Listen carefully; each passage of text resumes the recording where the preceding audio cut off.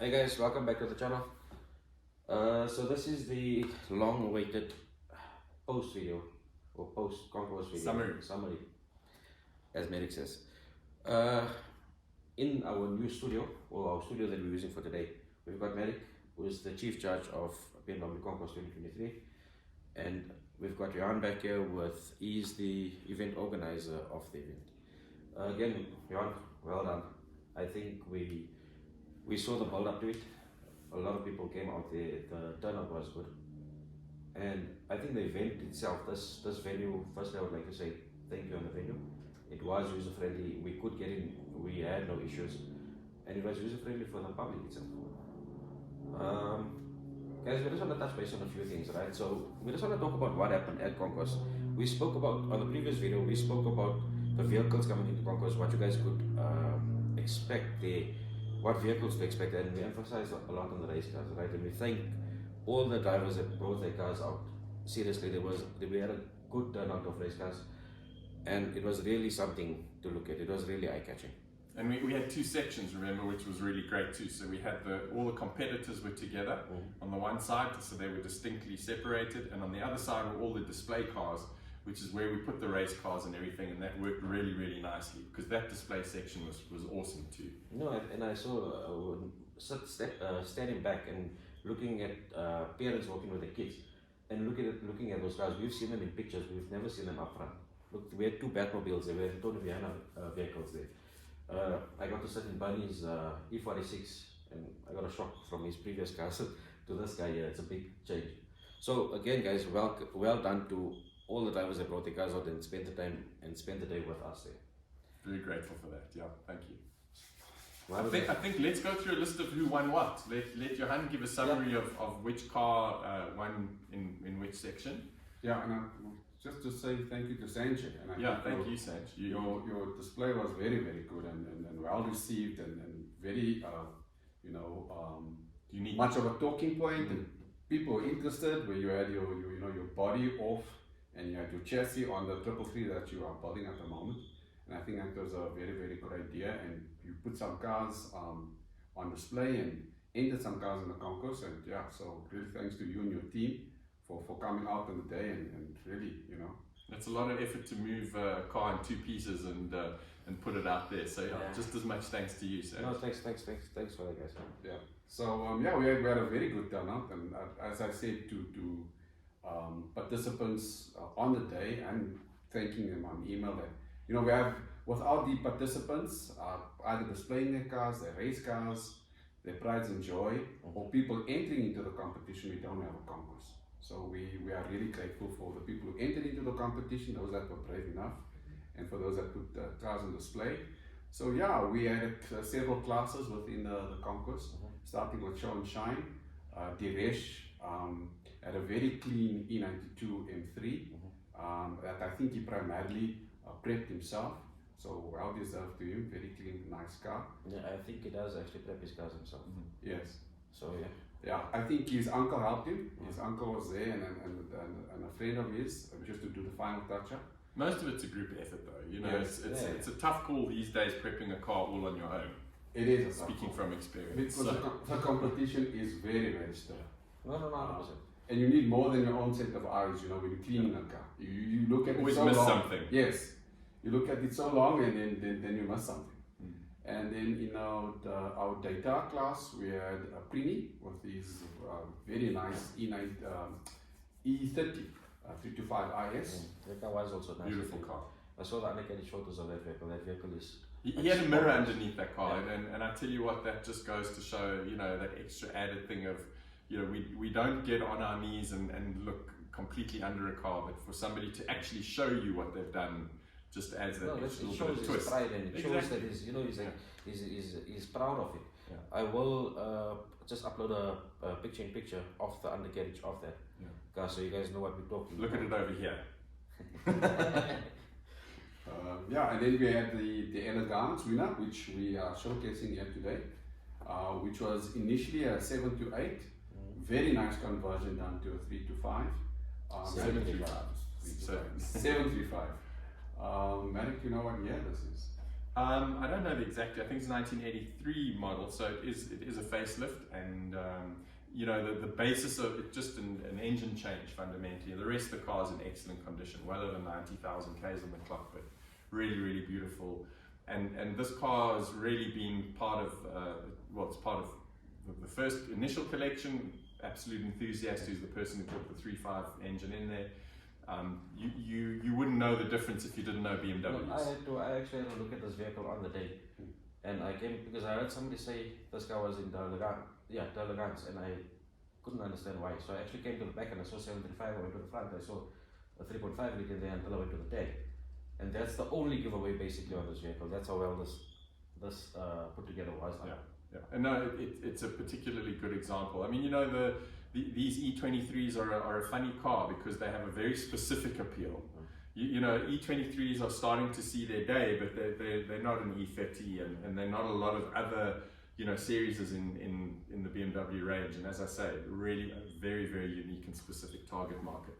And they're rare, you know, good ones in good condition, nice original condition are rare. You hardly find that. I mean, there's 745s there, but I found a few last year, but to try and get them in the conditions that we're seeing here is absolutely it's difficult. And you know, there's nothing like an original car, and that brings us to our next category, because Delegans you can have a good car in good condition, but it can have a 3.5 liter engine in it. But when you move on to Daytona, then the car has to be 100% authentic. So although this car goes into Dernier next year, if it gets entered, it doesn't stay in its same class. It has to graduate into the next class. Okay. So let's say you came second at Concours, you are not going to compete against the same car that won last year.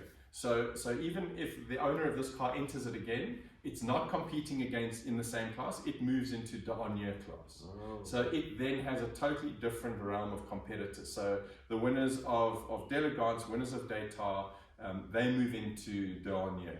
So it gives other people a chance now to move forward and win, because the points difference between winners in a class and second in a class, this year we had a 3-point difference.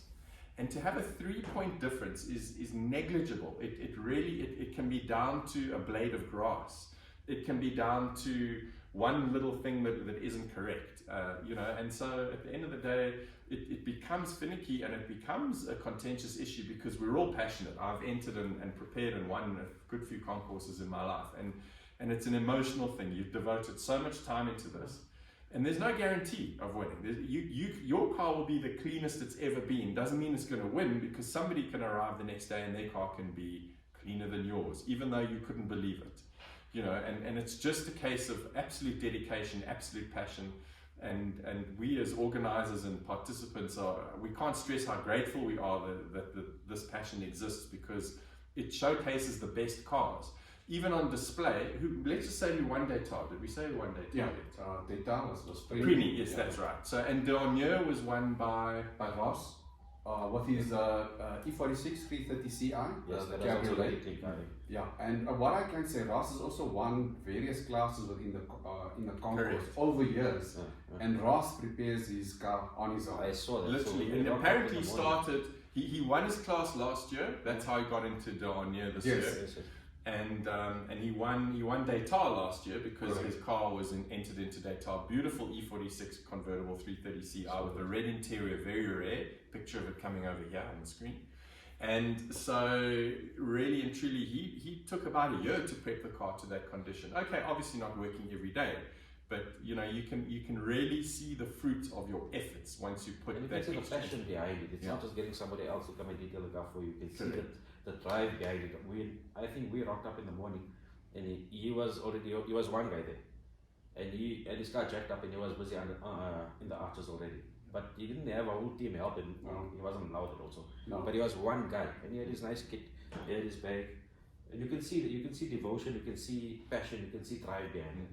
Yeah, Sanj, you know, this year in the T's and C's of the concourse, we try to create a sort of as level a playing field as possible. You know, not everybody's got access to trailers and all sorts of other things. So one of the things that that Johan came up with as a ground rule, should we say, for it, is that you have to... In fact, Sancho was part of that discussion at the beginning of the year. Yes. We had Uncle Faisal was part of that discussion. Kapi was part of that discussion, and we want to level the playing field. Correct. So you had to drive your car to Concours.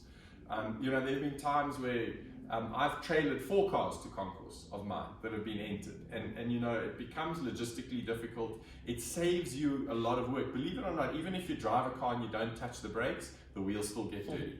You know, and when you're looking at a multi-spoke wheel, you've got to go back through each spoke and clean it, so that at the end of the day, the minute I stick my finger in here, it comes out just as clean as it went in. So you having said that, right? I drove the replica 333 and the client drove his IS. And we were actually racing on the N1. I'm not supposed to say that in the video, but we were actually having fun on the N1. So that brake story went out the window there first. So when you get to Conquest, you can't expect to win if you're going to do that. So you really then need to put in the effort. You need to get down and dirty, and you need to be able to wipe it all out and get it going again. We had one vehicle that came into, I don't know if we put him into the Tata Solanke's Janak. Yes. Is a buddy of ours. He's got a very clean 325i. Yes. He was the better. But he didn't prep his car. No, he didn't really prep it much at all. What it was a good candidate for next year, with a lot of effort put in and in cleaning, but an absolutely nice original specimen that's had sheepskins on the seats from new. Here's a tip, guys: if the car's got sheepskins, you need to take them off for Concours at least, so that you can be evaluated properly. It's good testimony to the fact that the car's been preserved well. It's had really caring owners in its life. But when you're looking at Concours, you need to see the naked car. You can't judge it if it's covered. But you know, at the end of the day, what happened now is that we got some really amazing cars coming through, and we want to change the game up as much as we can each year. So cars like that, we want back next year. We want it looking like it drove off the showroom floor. We want it looking amazing. I think they are motivated now. They are driven because he felt, but look, he didn't really get in there to compete, right? He wanted to get his foot in there. And when he saw the one judge come out with the earbud, but his earbud was brown. There was a spot of dust, it was like literally brown. So anyway, we're going to rename the earbud. It's called the Concours bud now. Oh, okay. Yeah, exactly. You know, it's not for your ears, it's for your car. So you want to do a test, just take an earbud and stick it in here, check it in there, do all sorts of things, and you'll be surprised at what you think is clean and how it actually comes out in there. No, the other thing, I spoke about that vehicle, and that vehicle's got 100,000 kilos on it, right? So I think it's an 87 model with 100,000 kilos, and it's an original vehicle. So can we just discuss more on the point structure with regards to, I understand it, Johan understands it, but just for the general public out there, how the points work as to mileage of the vehicle and age. So what it basically, Sanj, how it basically works is that you can't, the mileage element is entered into as like, let's call it the equivalent of a golf handicap. You can't arrive with a car there with 3,000 kilometers on the clock, whether it be a car from the 80s, 90s, or the 2000s, or whenever. And you've already got an unfair advantage, let's say, by way of example. A car with 3,000 Ks on the clock is not going to need as much prep as a car with 90,000 Ks on the clock. So the idea behind giving that extra weighted score is that the more mileage you have, the better you will do, because the more it's capped at 10 points. So I think when you're talking about 100,000 Ks and above, or 150 and above, you basically get a full 10 points. If you're on the scale, so the less mileage you have, the less points you get in that score. So the lower it is, the lower your points, the higher it is, the higher your points. And it's not to say we want you all to go and put major mileage on your cars. It doesn't work that way. You know, there are cars around us here that have done very, very, very low mileage, lower mileage, you know, than that, but they'll still win Concours, because at the end of the day, the rest of the car makes up for it. So you'll find that I mean, I've won before. I've got an E3325 with nearly 300,000 Ks on the clock. And that extra mileage, although my car was and is Concours clean, that extra mileage element secured me a win, as opposed to placing me.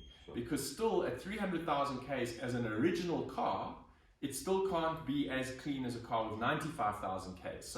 So there's an element here of you have that advantage. It does give you an advantage, but what it means is the lower the mileage of your car, the harder you've got to work at being sure that Concours bud pulls out white. So there's a lot of factors involved as to competing in Concours, as to winning Concours.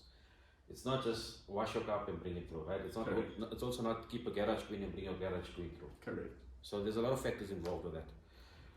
Trailer your garage queen through. You've got to drive that garage queen through. That's the reason why I was saying that we were racing down, and that's actually the nice part, is that we drove the car, we played around on the highway with it, but the owner could enjoy his vehicle coming in, not parking in the parking lot, but he entered Concours. Whether he won or not is a different story, but he entered it, he had fun.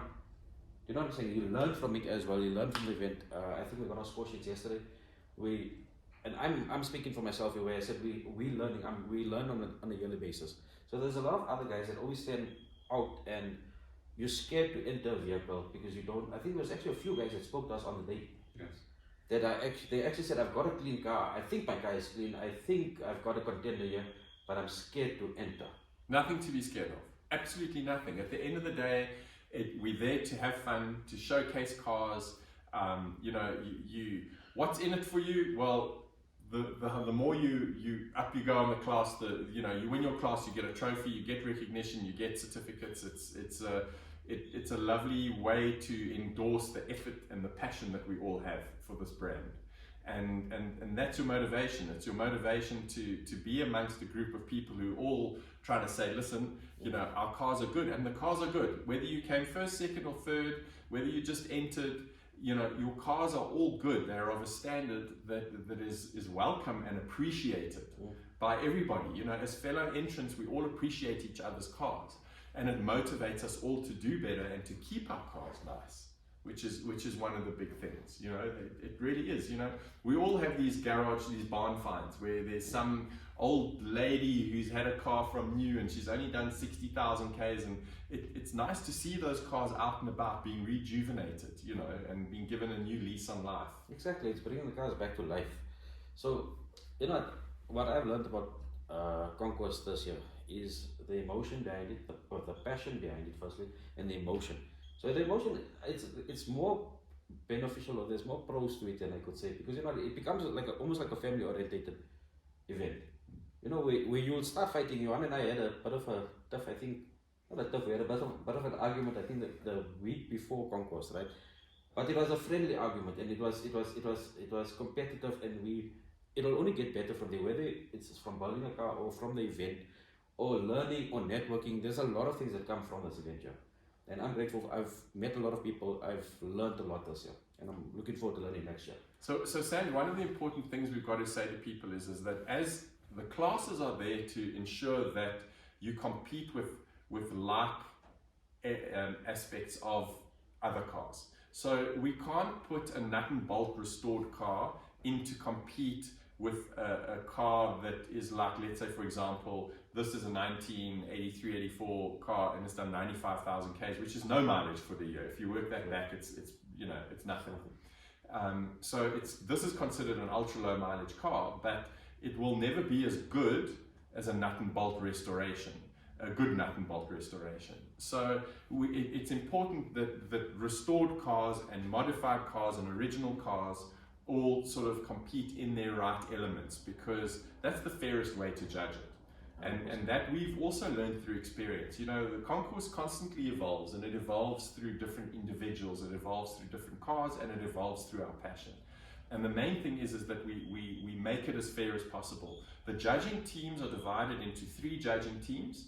There's an interior, exterior, and engine and chassis. So those 3 teams of guys are looking at the same thing on each of those cars, so there's a level of consistency. You can't have 3 teams looking at everything, because no one's an expert at everything, and no one will consistently judge everything together. So those 3 teams are briefed. They know what to look for, they know what's good, they know what's bad, they know what's modified, they know what's original.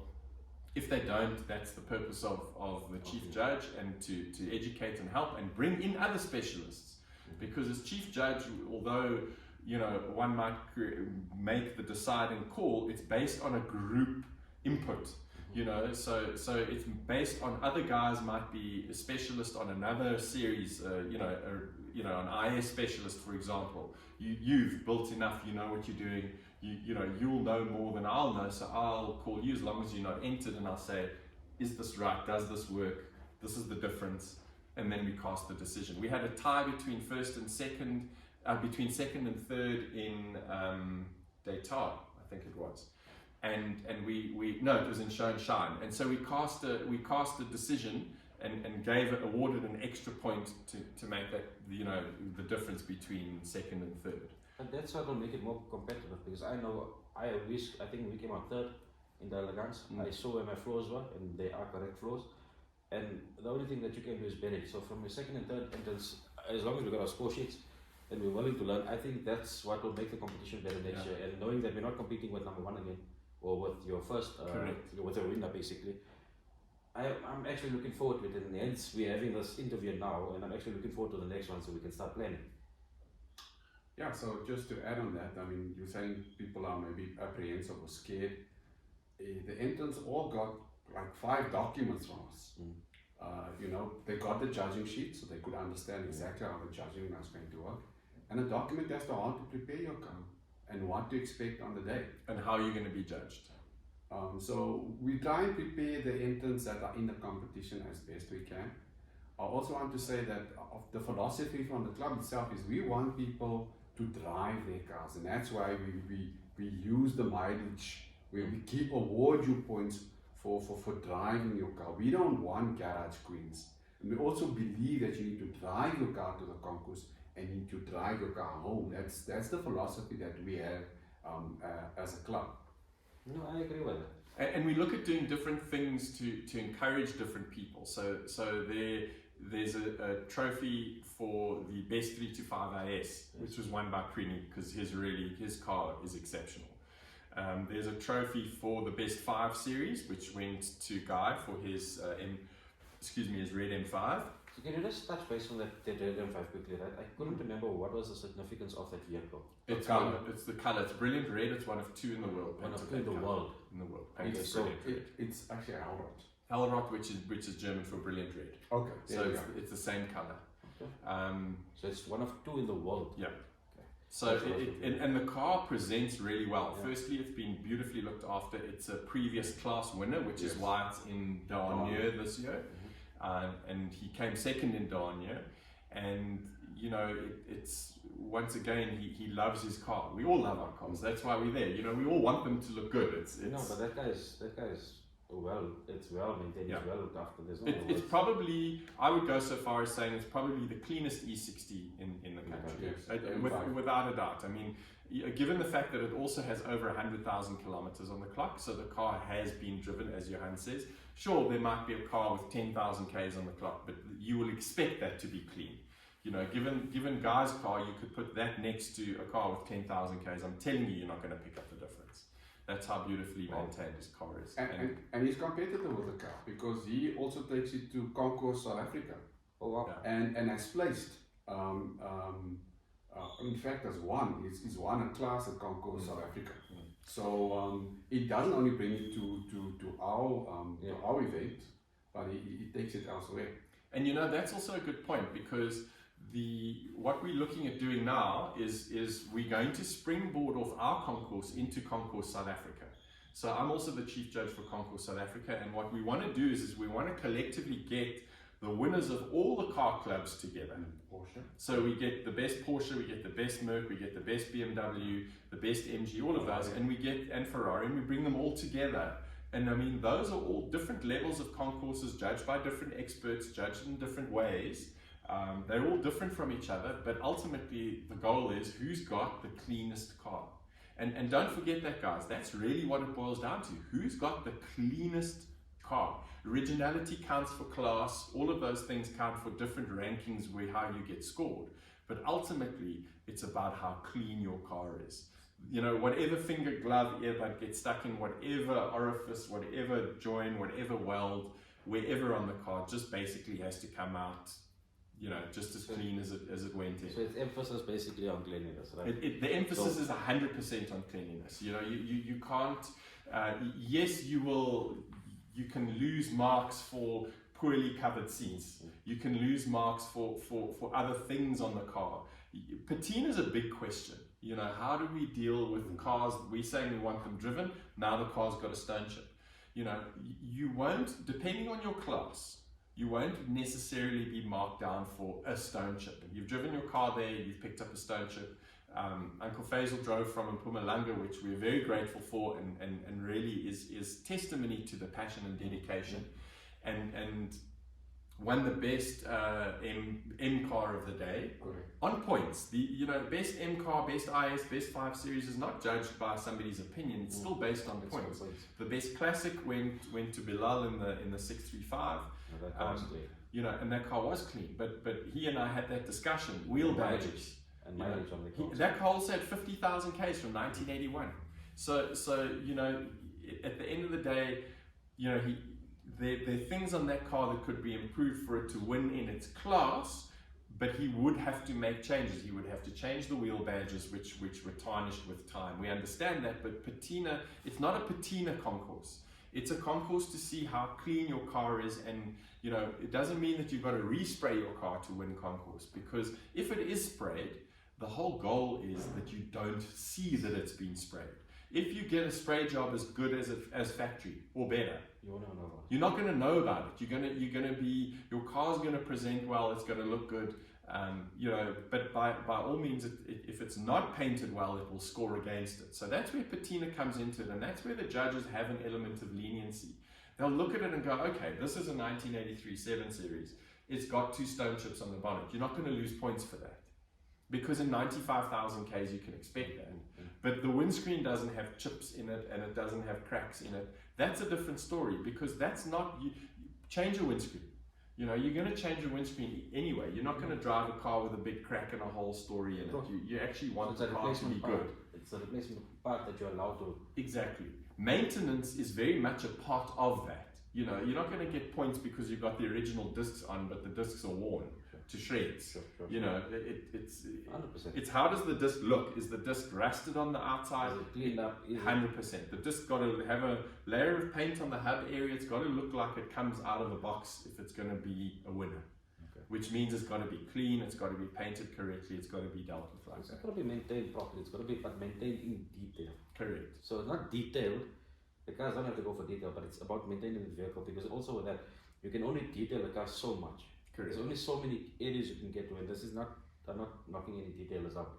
It's just, that's the reality of it. But if you're maintaining the vehicle right through, you get to those spots easier. Totally. And I've seen that now with prepping up. Look, I need to get on the cleanliness side of things, but it's, like I say, it's a learning curve. But I've also missed a lot of spots, and you think the car is clean, and you look at the car and it's clean, and to the next person it looks cleaner, but it's not actually clean. The only way to clean your wheels and your wheel arch areas, take the wheel off. Yes. You got to take the wheel off, you've got to sit on the ground, or if the car's lifted up, you've literally got to clean and take a brush and soap over every element of that wheel arch. Because if you miss one element, you've missed one part, and I can promise you in a wheel arch it's dirty. And with the wheel facing on the inside, you can literally take the right chemicals, the right brushes and everything, and you can clean that wheel so that you can literally eat off of it. And it's the only way you're going to clean it. You're never going to get this wheel perfectly clean if you don't take it off. You're never going to get that wheel arch. But actually clean it well without damaging the wheel, or damaging the paint on it, or the face of it as well. And that is why we send that preparation document. We look at it every year, and we tidy it up, and we do what we need to, but each participant gets that. And it's how to prepare your car for Concours.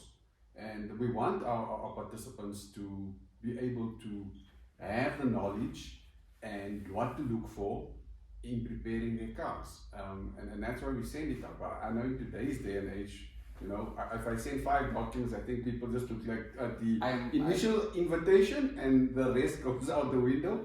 But we try and we're not spam mailing you guys. No, we try and get our participants as prepared so for the event as we possibly can. I'm smiling because I think you know that I missed the document. I think you spoke to my wife still, and she said no, she got it, but I looked at it the day before. But purely because we were busy. There's a lot of other things as to bring in a vehicle, and so as much as we wanted to compete, there were a lot of elements that we had to consider. regarding Look, Concours. there are other clubs that literally put, depending on the class you're in, they put your car on a hoist and they're going underneath. Yes. And if you think that they start earbutting the top and the engine and the boot and the wheel arches, you want to see a bunch of judges start earbutting underneath the car. Yeah. No, I can imagine. You know, where it's when you're cleaning an engine from the top, there's only so many angles you've got. When you've got it above you, you've got a whole bunch of different angles and you've got a whole bunch of different things. You've got 30, 40 years worth of all sorts of life under that car. And so in some respects, we could be considered to be more lenient in that respect. But it is, I've actually seen that, and I actually expected more on the undercarriage side. So I think it was last year when we came in that I concentrated a lot on the undercarriage. But when I concentrated, I didn't concentrate on the cleanliness of it. I concentrated, the car wasn't dirty, but it wasn't earbud clean in the corner. So I concentrated on your nuts and bolts. That's looking pretty, all your piping, because it was a restored vehicle or an original vehicle. Trying to get the wiring tucked into the correct clips and stuff like that. And we learned again that it's not only about that. So I must a lot of dust in the corners, but hopefully next year we get through it. Focuses on cleanliness. Okay, so guys, we got through. Okay, so the race cars, we touched base on the race cars, right? And I'm gonna say, guys, again, well done. Really, that was a handful of race cars. Great show. I think I heard that E34 that came in, and I couldn't even believe it was a 34. I heard one of the Batmobile start up, and it's amazing how refined these motors are. They're race motors, but you don't even hear some of the street cars that sound like that.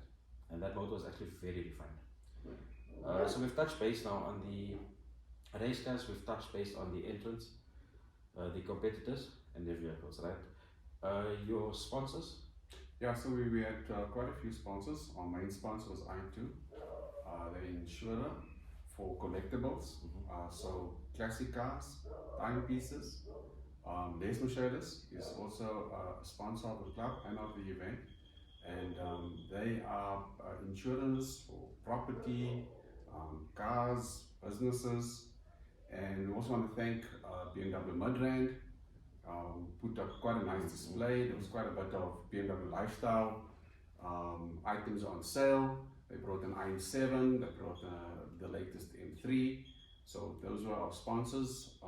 We created a nice display. We actually asked for specific cars to create a display. So there was an evolution of 7 Series there. We had the Viana race car, we had the road going 745, we had the new i7 all next to each other. So it's not just a case of they bring stuff and we park it. We actually put a lot of thought behind what we're showing everybody and why we're doing that. It gives stuff context and it really works nicely. Really want to say thank you to BMW South Africa. It's their 50th anniversary. They were very helpful. We put up a very nice display a week before. Some of their classic cars, the M1 was there, the 333 was there, the MLE was there. They also brought them to the show, and we were very, very grateful for them doing that. And also Mall of Africa. I mean, it was really an absolute pleasure dealing with these people. Very professional. And I'm very keen for the club to go back to the Mall of Africa. I think the venue works very well. It's a bigger venue than what we've had before. There's enough space for spectators to be able to enjoy the cars and not be on top of the cars or the owners. And it worked out well. We had a live band. Lindy Lee performed very well. We enjoyed it. And it was a great atmosphere. We had beautiful weather. So all in all, a good event. We want to build on it. Just finally also, want to say thank you to BMW X Drive Park, who helped us get cars parked the day before, got cars, special cars, race cars through their facility into the venue. They really helped us a lot, so we're thankful for them as well. No, I really think compared to the other venues, this venue was actually, like I told you before, it was user friendly. So from a spectator point to enter into a exhibitor, you could get in easily, and I'm hoping that we can use the same venue next year. So we had a very interesting car show up. Clive Winterstein brought his 1938 BMW 327, which is so beautiful. Sam's going to put a picture up. We didn't even know that. I didn't even know one like that existed. To be honest with you, people always say, oh yeah, I've got, and there's this and whatever, and you never know if it actually is. And Clive's got some amazing cars, and that's definitely one of them. And it was a 6-year-long restoration process. Yes, you mentioned. And it's just probably one of the most elegant cars out there. Forget the brand, you know, the car itself is just really spectacular. And I heard him start it up. I think towards the end he started it and he pulled it out of the Yes, he drove it. He drove it. Absolutely. And you know, he is a case in point. It's his first BM. He's a big Porsche guy, and you know, he got such wonderful response from everybody there, us as organizers and participants alike, and the public.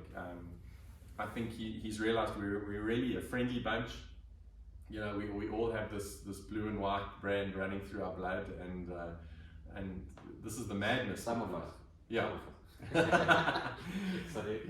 So we can stray every now and again, but you know, at the end of the day, it really pulled together nicely, and it's a lifestyle thing. It's nice, you know. Not all of us like to go racing, and it's different things for different people. The feedback from my side, right, and this is not as an organizer or anything, but there's not one person that complained about the event. So you know, it's very hard to find it. Normally you get a lot of feedback, you get a lot of bitchiness and people carrying on about certain things, but there was actually nothing. No one complained about anything. Okay, so Jan, we're happy to come back. Not happy to come back. I'm looking forward to coming back next year. And I'm looking forward to, if we've changed the event this much this year, I'm looking forward to next year's change. So is there anything that we can tell the viewers or make them aware of or make them look forward to for next year? Yes, I actually, towards the end of the event, we invited a participant with an E30 M3 out in KZN, and he had some difficulty over the time and could not make the event or bring the car to the event. He actually came, and he's very keen to enter his car. And like I said to you, we almost want to turn this into more of a national event. It's not only cars from Gauteng. We are already getting cars from Mpumalanga and Limpopo. But we do want to go maybe a little further and turn this into almost a national event. It'll happen in Gauteng, but we want to draw people from around the country. You know, we want Cape Town participants. You know, like Shiraz has got a big following in Cape Town as well. Yes. And we want his guys to think, well, this concourse is worthwhile being part of. And then a trailer, you don't have to drive it, I promise, but you can trailer your car up.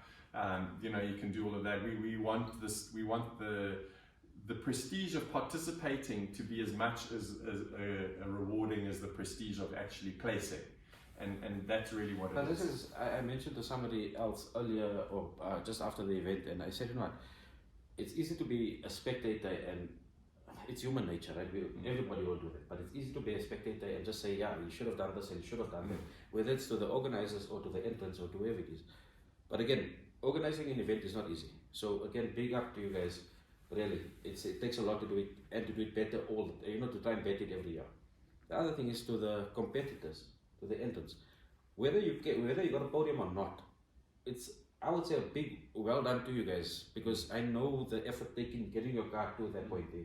We know the emotion involved, the passion involved. And yes, you might not get a podium finish, and human nature, we're all competitive. We're all going to feel it. But come back next year. Let's compete again. Learn from the score sheets. Let's compete again and let's make it a better event. You'll never place if you don't participate. Yeah. And if you like you say, if you haven't made podium, you can only clean it better. You can only just put in that little bit of extra effort, and it is worthwhile. It's very rewarding to place in a concourse. It is. Guys, I think we've touched on everything. Right, cool. So thank you, Sanj. I appreciate your input and your passion. Yeah, sometimes. But I think we're all looking forward to the next event.